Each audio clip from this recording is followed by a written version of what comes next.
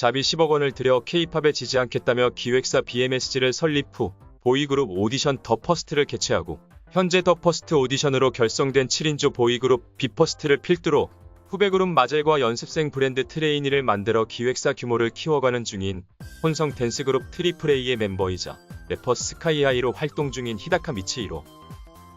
스카이하이는 2021년 4월 2일부터 K-팝에 지지 않는다는 취지로 오디션을 열 때부터 한국은 신화와 동방신기 때부터 해외 지향을 하고 있었고, 현재 재능 있는 일본 친구들이 톱 아티스트가 되기 위해 한국어를 배워 한국에 가는 인재 유출이 일어나고 있는 상황이라며 재능이 있는 일본의 지망생들을 위해 자신이 자비를 들여 오디션을 개최하는 일본 엔터계의 변화의 물결을 스스로 만들어가겠다는 발언을 꾸준하게 해왔습니다.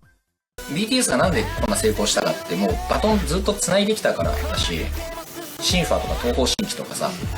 やっぱ海外でヒット出さなきゃっていうのをずっとやって、日本はその本当最初の段階、カルチャーそのものを作るつもりでいかないと、若い子とかはやっぱり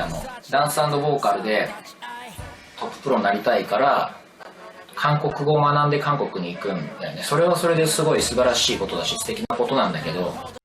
특히 설립 당시 헐리우드의 유명 영화 감독 마틴 스콜세이지가 가장 개인적인 것이 가장 창조적인 것이다라는 말을 했다며 자신도 이러한 이념을 바탕으로 미국과 K-팝에 지지 않는 일본 문화를 만들겠다고 선언했었습니다.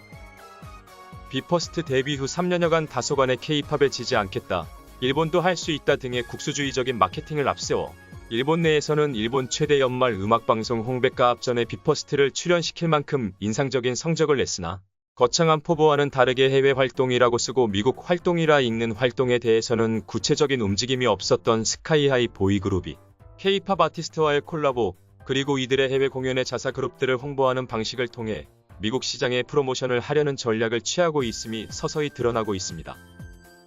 본래 스카이하이는 덩크 댄스 유니버스 네버 킬드라는 보이 그룹 중심의 합동 공연 브랜드를 만들고 일본에서 세계로라는 슬로건과 함께 자신이 프로듀싱한 보이그룹과 일명 탄도소년단으로 알려진 발리스틱 보이즈, 그리고 BTS의 소속사 하이브의 일본지사 하이브 레이블스 재팬의 일본인 중심 보이그룹 엔팀 등을 섭외해 2023년 초 일본에서 합동 공연을 했었고, 이후 2023년 연말에 고 자니스, 현 스타토 엔터의 세계 진출 보이그룹 트래비스 재팬을 비롯해 해외 진출 의지가 강한 일본 보이그룹들을 섭외하고 K-팝 보이그룹 에이티즈도 새롭게 섭외하여 합동 공연을 열었었습니다.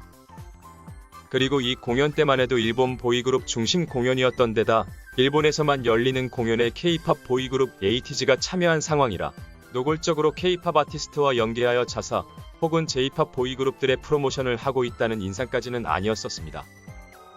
그러나 올해 7월 1일 에이티즈와 비퍼스트가 합작한 곡인 허시허시가 발매된 데에 이어 2024년 7월 20일에 에이티즈의 월드투어 공연 중 하나인 미국 LA의 BMO 스타디움의 에이티즈 단독 콘서트에 스페셜 게스트로 비퍼스트의 출연이 결정되어 긍정적이든 부정적이든 이슈가 되고 있습니다. 두 팀이 공식적으로 합작한 곡을 냈기에 합작곡 허시허시 무대를 위해 비퍼스트가 스페셜 게스트로 나선다는 모양새이기는 합니다.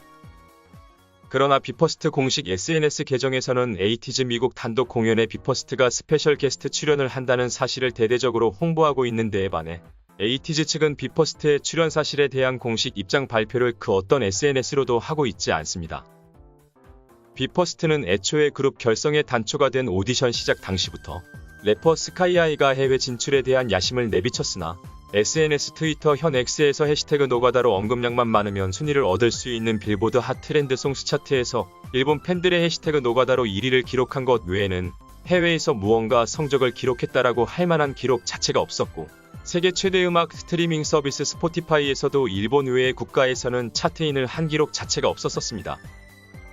데뷔 3년차에 접어든 비퍼스트 입장에서 전환점이 필요한 상황에서 K-팝 아이돌의 미국 LA에서의 단독 스타디움 공연이라는 빅 이벤트의 게스트 출연이라는 형태로 프로모션을 따낸 상황이 된 것입니다.